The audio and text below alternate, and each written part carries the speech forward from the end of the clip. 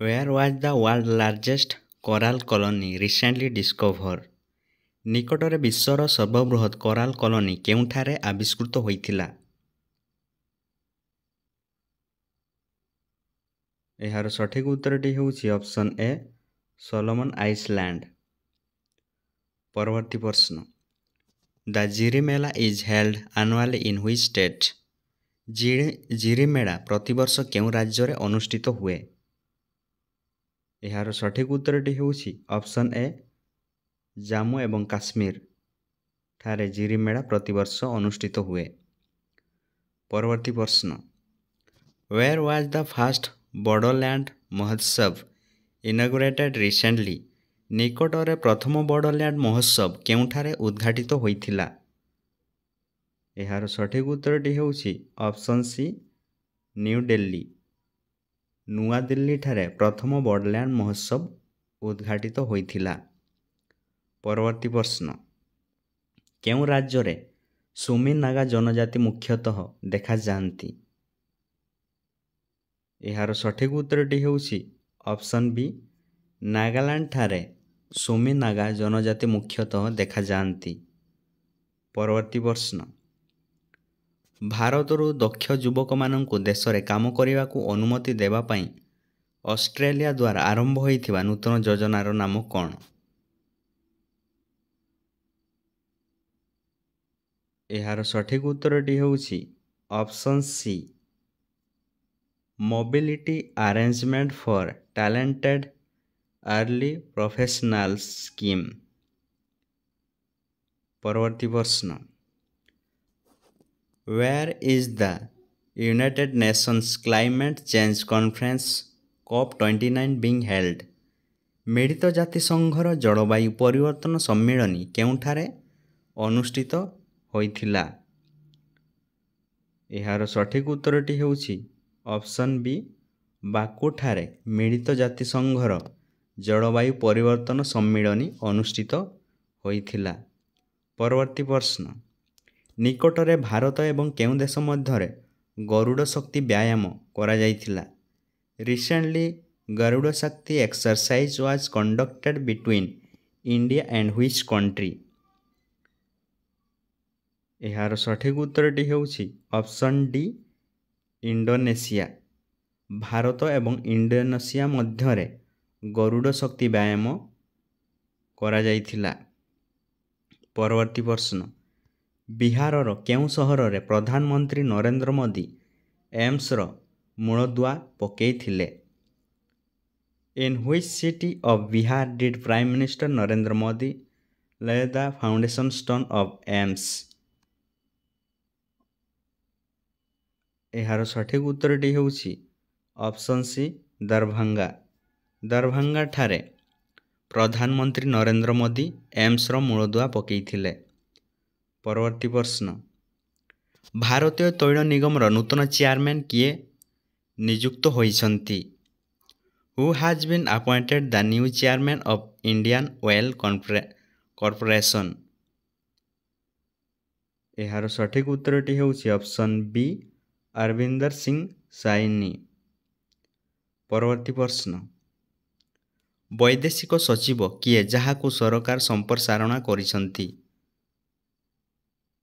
ଏହାର ସଠିକ୍ ଉତ୍ତରଟି ହେଉଛି ଅପସନ୍ ବି ବିକ୍ରମ ମିଶ୍ରି ବୈଦେଶିକ ସଚିବ ଅଛନ୍ତି ଯାହାକୁ ସରକାର ସମ୍ପ୍ରସାରଣ କରିଛନ୍ତି। ପରବର୍ତ୍ତୀ ପ୍ରଶ୍ନ। Where will the world's first high altitude para sports center be established? ବିଶ୍ୱର ପ୍ରଥମ ଉଚ୍ଚତା ପାରା କ୍ରୀଡ଼ା କେନ୍ଦ୍ର କେଉଁଠାରେ ପ୍ରତିଷ୍ଠା ହେବ? ଏହାର ସଠିକ୍ ଉତ୍ତରଟି ହେଉଛି ଲେହଠାରେ ବିଶ୍ୱର ପ୍ରଥମ ଉଚ୍ଚତା ପାରା କ୍ରୀଡ଼ା କେନ୍ଦ୍ର ପ୍ରତିଷ୍ଠା ହେବ। ପରବର୍ତ୍ତୀ ପ୍ରଶ୍ନ। ଜାତୀୟ ଆଇନ ସେବା ପ୍ରାଧିକରଣର ନୂତନ କାର୍ଯ୍ୟନିର୍ବାହୀ ଅଧ୍ୟକ୍ଷ କିଏ ନିଯୁକ୍ତ ହୋଇଛନ୍ତି? Who has been appointed the new executive chairman of the National Legal Service Authority?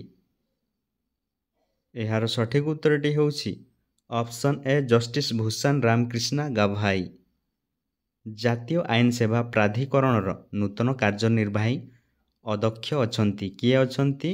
Justice Bhushan Ramakrishna Gavai. ପରବର୍ତ୍ତୀ ପ୍ରଶ୍ନ, ନିକଟରେ ମଧ୍ୟପ୍ରଦେଶ ପର୍ଯ୍ୟଟନ ବିଭାଗର ନୂତନ ବ୍ରାଣ୍ଡ ଆମ୍ବାସଡ଼ର ଭାବେ କିଏ ନିଯୁକ୍ତ ହୋଇଛନ୍ତି? ହୁ has been recently appointed as the new brand ambassador of Madhya Pradesh tourism department? ଏହାର ସଠିକ ଉତ୍ତରଟି ହେଉଛି ଅପସନ୍ ସି, ପଙ୍କଜ ତ୍ରିପାଠୀ ହେଉଛନ୍ତି ମଧ୍ୟପ୍ରଦେଶ ପର୍ଯ୍ୟଟନ ବିଭାଗର ନୂତନ ବ୍ରାଣ୍ଡ ଆମ୍ବାସଡ଼ର। ପରବର୍ତ୍ତୀ ପ୍ରଶ୍ନ, ନୂଆଦିଲ୍ଲୀରେ ଭାରତ ଆନ୍ତର୍ଜାତୀୟ ବାଣିଜ୍ୟ ମେଳାର ଉଦ୍ଘାଟନ କିଏ କରିଥିଲେ? Who inaugurated the India international trade fair in new Delhi? ଏହାର ସଠିକ ଉତ୍ତରଟି ହେଉଛି ଅପସନ୍ ଡି, ପୀୟୁଷ ଗୋୟଲ ଭାରତ ଆନ୍ତର୍ଜାତୀୟ ବାଣିଜ୍ୟ ମେଳାର ଉଦ୍ଘାଟନ କରିଥିଲେ। ପରବର୍ତ୍ତୀ ପ୍ରଶ୍ନ, ନିକଟରେ ସମ୍ବାଦରେ ଥିବା ସୁଖନା ହ୍ରଦ କେଉଁ ସହରରେ ଅବସ୍ଥିତ? Sukhna lake which was in the news recently is located in which city? ଏହାର ସଠିକ ଉତ୍ତରଟି ହେଉଛି ଅପସନ୍ ଡି, ଚଣ୍ଡିଗଡ଼। ପରବର୍ତ୍ତୀ ପ୍ରଶ୍ନ, କେଉଁ ରାଜ୍ୟରୁ supersonic missile assisted release of ଟଫର୍ଡସ୍ ପରୀକ୍ଷଣ କରାଯାଇଛି? ଏହାର ସଠିକ ଉତ୍ତରଟି ହେଉଛି ଅପସନ୍ ବି, ଓଡ଼ିଶା। ପରବର୍ତ୍ତୀ ପ୍ରଶ୍ନ, ଓଡ଼ିଶା ହକି ଇଣ୍ଡିଆ ବରିଷ୍ଠ ପୁରୁଷ ଜାତୀୟ ଚମ୍ପିଅନସିପ୍ରେ କେଉଁ ପଦକ ହାସଲ କରିଛନ୍ତି? ଏହାର ସଠିକ ଉତ୍ତରଟି ହେଉଛି ଅପସନ୍ ଏ, ଗୋଲ୍ଡ। ପରବର୍ତ୍ତୀ ପ୍ରଶ୍ନ, ଓଡ଼ିଶାରେ ପ୍ରତି ପଞ୍ଚାୟତରେ ଖୋଲିବ କ୍ଷୀରଧାରା କେନ୍ଦ୍ର ନିକଟରେ ମତ୍ସ୍ୟ ଓ ପଶୁ ସମ୍ପଦ ମନ୍ତ୍ରୀ ଘୋଷଣା କରିଥିଲେ। ଓଡ଼ିଶାର ବର୍ତ୍ତମାନ ମତ୍ସ୍ୟ ଓ ପଶୁ ସମ୍ପଦ ମନ୍ତ୍ରୀ କିଏ ଅଛନ୍ତି? ଏହାର ସଠିକ ଉତ୍ତରଟି ହେଉଛି ଅପସନ୍ ଏ, ଗୋକୁଳନନ୍ଦ ମଲ୍ଲିକ। ପରବର୍ତ୍ତୀ ପ୍ରଶ୍ନ, ବର୍ତ୍ତମାନ ଓମଫେଡ୍ ଅଧ୍ୟକ୍ଷ ଭାବରେ କାହାକୁ ନିଯୁକ୍ତି ଦିଆଯାଇଛି? ଏହାର ସଠିକ ଉତ୍ତରଟି ହେଉଛି ଅପସନ୍ ଏ, କିଶୋର ଚନ୍ଦ୍ର ପ୍ରଧାନୀ। ପରବର୍ତ୍ତୀ ପ୍ରଶ୍ନ, ଆର୍ଥିକ ଉତ୍ପାଦ ଏବଂ ସେବା ଉତ୍ତମ ଆର୍ଥିକ ଅଭ୍ୟାସ ଡିଜିଟାଲ ଏବଂ ଉପଭୋକ୍ତା ସୁରକ୍ଷା ବିଷୟରେ ସଚେତନତା ସୃଷ୍ଟି କରିବା ପାଇଁ ନିକଟରେ କେଉଁ ଭାଷାରେ ଆର୍ବିଆଇର ଆର୍ଥିକ ସାକ୍ଷରତା ପୁସ୍ତିକା ଉନ୍ମୋଚିତ କରିଛନ୍ତି? ଏହାର ସଠିକ ଉତ୍ତରଟି ହେଉଛି ଅପସନ୍ ବି, ସାନ୍ତାଳୀ ଭାଷାରେ ଆର୍ବିଆଇର ଆର୍ଥିକ ସାକ୍ଷରତା ପୁସ୍ତିକା ଉନ୍ମୋଚିତ କରିଛନ୍ତି। ପରବର୍ତ୍ତୀ ପ୍ରଶ୍ନ, ନିକଟରେ ସନ୍ତୋଷ ଟ୍ରଫି ପାଇଁ ଓଡ଼ିଶା ଦଳ ଘୋଷିତ ହୋଇଯାଇଛି। ଏହା କେଉଁ ଖେଳ ସହିତ ଜଡ଼ିତ ବା ସମ୍ପୃକ୍ତ? ଏହାର ସଠିକ ଉତ୍ତରଟି ହେଉଛି ଅପସନ୍ ଏ, ଫୁଟବଲ। ଫୁଟବଲ ଖେଳ ସହିତ ସନ୍ତୋଷ ଟ୍ରଫି ଜଡ଼ିତ। ପରବର୍ତ୍ତୀ ପ୍ରଶ୍ନ, ସିଜୁ ଟ୍ରଫି କେଉଁ ଖେଳ ସହିତ ଜଡ଼ିତ? ଏହାର ସଠିକ ଉତ୍ତରଟି ହେଉଛି ଅପସନ୍ ବି, କ୍ରିକେଟ।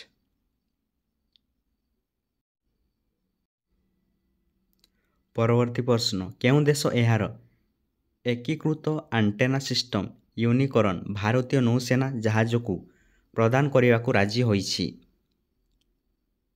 ଏହାର ସଠିକ ଉତ୍ତରଟି ହେଉଛି ଅପସନ୍ ଏ, ଜାପାନ। ପରବର୍ତ୍ତୀ ପ୍ରଶ୍ନ, 2024 ଏସିଆ ପ୍ୟାସିଫିକ ଅର୍ଥନୈତିକ ସମ୍ମିଳନୀ କେଉଁଠାରେ ଅନୁଷ୍ଠିତ ହୋଇଥିଲା? ଏହାର ସଠିକ ଉତ୍ତରଟି ହେଉଛି ଅପସନ୍ ବି, ଲିମା ପେରୁଠାରେ ଏସିଆ ପ୍ୟାସିଫିକ ଅର୍ଥନୈତିକ ସମ୍ମିଳନୀ ଅନୁଷ୍ଠିତ ହୋଇଥିଲା। ପରବର୍ତ୍ତୀ ପ୍ରଶ୍ନ, ବିରଳ ପକ୍ଷୀ ସ୍କାରଲେଟ୍ ଟାନେଜର କେଉଁ ଦେଶରେ ଦେଖିବାକୁ ମିଳିଥିଲା? ଏହାର ସଠିକ ଉତ୍ତରଟି ହେଉଛି ଅପସନ୍ ସି, ୟୁନାଇଟେଡ୍ କିଙ୍ଗଡମ୍। ପରବର୍ତ୍ତୀ ପ୍ରଶ୍ନ, କେଉଁ ଟେଲିକମ୍ ଅପରେଟର ଦେଶର ପ୍ରଥମ ପ୍ରତ୍ୟକ୍ଷ ଟୁ ଡିଭାଇସ୍ ସ୍ୟାଟେଲାଇଟ୍ ଇଣ୍ଟରନେଟ୍ ସେବା ଆରମ୍ଭ କରିଛି? ଏହାର ସଠିକ ଉତ୍ତରଟି ହେଉଛି ଅପସନ୍ ଏ, ବିଏସ୍ଏନ୍ଏଲ୍। ପରବର୍ତ୍ତୀ ପ୍ରଶ୍ନ, କେଉଁ ମନ୍ତ୍ରାଳୟ ନିକଟରେ ଏଆଇ ସକ୍ଷମ ଇ-ତରଙ୍ଗ ସିଷ୍ଟମ ଆରମ୍ଭ କରିଛି? ଏହାର ସଠିକ ଉତ୍ତରଟି ହେଉଛି option B, ministry of defence. ପରବର୍ତ୍ତୀ ପ୍ରଶ୍ନ, କେଉଁ ଦେଶର ଅଧ୍ୟକ୍ଷତାରେ 19ତମ G20 ଶିଖର ସମ୍ମିଳନୀ ଆୟୋଜିତ ହେଉଛି? ଏହାର ସଠିକ୍ ଉତ୍ତରଟି ହେଉଛି ଅପସନ୍ ଏ ବ୍ରାଜିଲ ଠାରେ ଦେଶର 19ତମ G20 ଶିଖର ସମ୍ମିଳନୀ ଆୟୋଜିତ ହେଉଛି। ପରବର୍ତ୍ତୀ ପ୍ରଶ୍ନ, ନଭେମ୍ବର 2024ରେ କେଉଁ ରାଜ୍ୟରେ ପ୍ରଧାନମନ୍ତ୍ରୀ ନରେନ୍ଦ୍ର ମୋଦି ବାଦଲ ଭଇ ଆଦିବାସୀ ସ୍ୱାଧୀନତା ସଂଗ୍ରାମୀ ସଂଗ୍ରହାଳୟର ଉଦ୍ଘାଟନ କରିଥିଲେ? ଏହାର ସଠିକ୍ ଉତ୍ତରଟି ହେଉଛି ଅପସନ୍ ଡି ମଧ୍ୟପ୍ରଦେଶଠାରେ ଆଦିବାସୀ ସ୍ୱାଧୀନତା ସଂଗ୍ରାମୀ ସଂଗ୍ରହାଳୟର ଉଦ୍ଘାଟନ କରିଥିଲେ। ପରବର୍ତ୍ତୀ ପ୍ରଶ୍ନ, ପ୍ରତିବର୍ଷ ଜାତୀୟ ଗଣମାଧ୍ୟମ ଦିବସ କେବେ ପାଳନ କରାଯାଏ? ଏହାର ସଠିକ୍ ଉତ୍ତରଟି ହେଉଛି ଅପସନ୍ ବି 16 ନଭେମ୍ବର ପ୍ରତିବର୍ଷ ଜାତୀୟ ଗଣମାଧ୍ୟମ ଦିବସ ଭାବରେ ପାଳନ କରାଯାଏ। ପରବର୍ତ୍ତୀ ପ୍ରଶ୍ନ, ଜନଜାତି ଗୌରବ ଦିବସ କେଉଁ ଆଦିବାସୀ ସ୍ୱାଧୀନତା ସଂଗ୍ରାମୀଙ୍କ ନାମରେ ପାଳନ କରାଯାଏ? ଏହାର ସଠିକ୍ ଉତ୍ତରଟି ହେଉଛି ଅପସନ୍ ଏ ବିର୍ସା ମୁଣ୍ଡାଙ୍କ ନାମରେ ଜନଜାତି ଗୌରବ ଦିବସ ପାଳନ କରାଯାଏ। ପରବର୍ତ୍ତୀ ପ୍ରଶ୍ନ, କିଏ ଓଡ଼ିଶାରେ 50 ମେଗାୱାଟ୍ ସୌରଶକ୍ତି ପ୍ରକଳ୍ପ ସ୍ଥାପନ କରିବ? ଏହାର ସଠିକ୍ ଉତ୍ତରଟି ହେଉଛି ଅପସନ୍ ଏ OPGC। ପରବର୍ତ୍ତୀ ପ୍ରଶ୍ନ, କିଏ ଓଡ଼ିଶାରୁ ଶିଶୁ ସାହିତ୍ୟିକ ଗପ କଳିକା ପାଇଁ ଜାତୀୟ ବାଲ୍ ସାହିତ୍ୟ ପୁରସ୍କାର ପ୍ରଦାନ କରାଯାଇଛି? ଏହାର ସଠିକ୍ ଉତ୍ତରଟି ହେଉଛି ଅପସନ୍ ଏ ମାନସ ରଞ୍ଜନ ସାମଲ। ନିକଟରେ ପ୍ରଧାନମନ୍ତ୍ରୀ ମୋଦିଙ୍କୁ ସର୍ବୋଚ୍ଚ ନାଗରିକ ସମ୍ମାନରେ ସମ୍ମାନିତ କରିଛନ୍ତି? ଏହାର ସଠିକ୍ ଉତ୍ତରଟି ହେଉଛି ଅପସନ୍ ଡି ନାଇଜେରିଆ। ପରବର୍ତ୍ତୀ ପ୍ରଶ୍ନ, କେଉଁ ଦେଶ ନିକଟରେ ଗ୍ଲୋବାଲ୍ ଏନର୍ଜି ଏଫିସିଏନ୍ସି ଆଲାଏନ୍ସ ଆରମ୍ଭ କରିଛି? ଏହାର ସଠିକ୍ ଉତ୍ତରଟି ହେଉଛି ଅପସନ୍ ଡି UAE। ପରବର୍ତ୍ତୀ ପ୍ରଶ୍ନ, କେଉଁ ରାଜ୍ୟ ସରକାର ସଡ଼କ ଏବଂ ବୈଦ୍ୟୁତିକ ଯାନ ପାଇଁ ପଞ୍ଜୀକରଣ ଟିକସ ଉପରେ 100% ଛାଡ଼ ଘୋଷଣା କରିଛନ୍ତି? ଏହାର ସଠିକ୍ ଉତ୍ତରଟି ହେଉଛି ଅପସନ୍ ବି ତେଲେଙ୍ଗାନା ରାଜ୍ୟ। ପରବର୍ତ୍ତୀ ପ୍ରଶ୍ନ, ନୁଗୁ ୱାଇଲ୍ଡ ଲାଇଫ୍ ଅଭୟାରଣ୍ୟ ଯାହା ସମ୍ବାଦରେ ଥିଲା କେଉଁ ରାଜ୍ୟରେ ଅବସ୍ଥିତ? ଏହାର ସଠିକ୍ ଉତ୍ତରଟି ହେଉଛି ଅପସନ୍ ଏ କର୍ଣ୍ଣାଟକ ରାଜ୍ୟରେ ଅବସ୍ଥିତ। ପରବର୍ତ୍ତୀ ପ୍ରଶ୍ନ, ସମ୍ପ୍ରତି କେଉଁ ରାଜ୍ୟର ଉପକୂଳବର୍ତ୍ତୀ ଗ୍ରାମଗୁଡ଼ିକ ୟୁନେସ୍କୋ ଦ୍ୱାରା ସୁନାମି ପ୍ରସ୍ତୁତ ଭାବରେ ମାନ୍ୟତା ପାଇଛି? ଏହାର ସଠିକ୍ ଉତ୍ତରଟି ହେଉଛି ଅପସନ୍ ସି ଓଡ଼ିଶା। ପରବର୍ତ୍ତୀ ପ୍ରଶ୍ନ, ନଭେମ୍ବର 2024ରେ କେଉଁ ଭାରତୀୟଙ୍କୁ ନାଇଜେରିଆର ଦ୍ୱିତୀୟ ସର୍ବୋଚ୍ଚ ସମ୍ମାନ ଗ୍ରେଟ୍ କମାଣ୍ଡର ଅଫ୍ ଦି ନାଇଜର ପ୍ରଦାନ କରାଯାଇଛି? ଏହାର ସଠିକ୍ ଉତ୍ତରଟି ହେଉଛି ଅପସନ୍ ବି ନରେନ୍ଦ୍ର ମୋଦି। ପରବର୍ତ୍ତୀ ପ୍ରଶ୍ନ, 73ତମ ମିସ୍ ୟୁନିଭର୍ସ ଭିକ୍ଟୋରିଆ କାରା ଥଲେଭିଗ୍ କେଉଁ ଦେଶ ସହିତ ଜଡ଼ିତ? ଏହାର ସଠିକ୍ ଉତ୍ତରଟି ହେଉଛି ଅପସନ୍ ଡି ଡେନମାର୍କ ଦେଶ ସହିତ ଜଡ଼ିତ। ପରବର୍ତ୍ତୀ ପ୍ରଶ୍ନ, ବିଶ୍ୱ ଶୌଚାଳୟ ଦିବସ କେବେ ପାଳନ କରାଯାଏ? ଏହାର ସଠିକ୍ ଉତ୍ତରଟି ହେଉଛି ଅପସନ୍ ବି 19 ନଭେମ୍ବର ବିଶ୍ୱ ଶୌଚାଳୟ ଦିବସ ଭାବରେ ପାଳନ କରାଯାଏ। ପରବର୍ତ୍ତୀ ପ୍ରଶ୍ନ, GT ଓପନ୍ T2024ରେ ମହିଳା କମାଣ୍ଡ ପରବର୍ତ୍ତୀ ପ୍ରଶ୍ନ, GT ଓପନ୍ 2024ରେ ମହିଳା କମ୍ପାଉଣ୍ଡ ଇଭେଣ୍ଟରେ ଭାରତୀୟ ଧନୁର୍ଦ୍ଧର ଜ୍ୟୋତି ସୁରେଖା ଭେନାମ କେଉଁ ପଦକ ଜିତିଥିଲେ? ଏହାର ସଠିକ୍ ଉତ୍ତରଟି ହେଉଛି ଅପସନ୍ ଏ ଗୋଲ୍ଡ।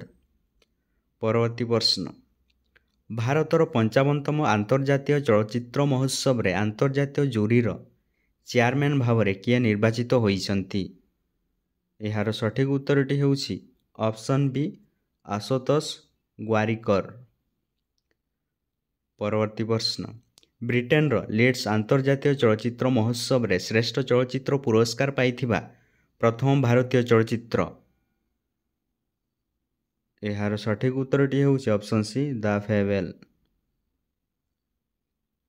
ପରବର୍ତ୍ତୀ ପ୍ରଶ୍ନ, ସୁପର ଟାଇଫନ୍ ମ୍ୟାନି ଦ୍ୱାରା କେଉଁ ଦେଶ ପ୍ରଭାବିତ ହୋଇଥିଲା?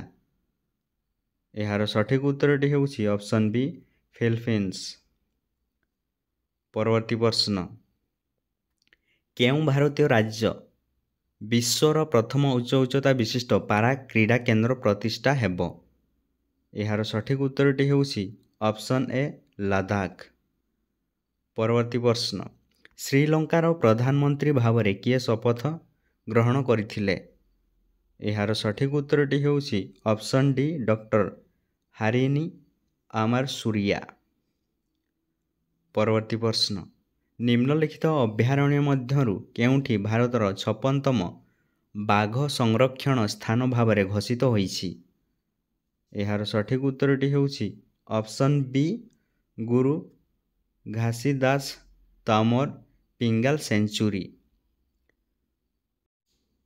ପରବର୍ତ୍ତୀ ପ୍ରଶ୍ନ, ପ୍ରତିବର୍ଷ ଜାତୀୟ ଅପସ୍ମାର ଦିବସ ଭାବରେ କେଉଁ ଦିନ ପାଳନ କରାଯାଏ?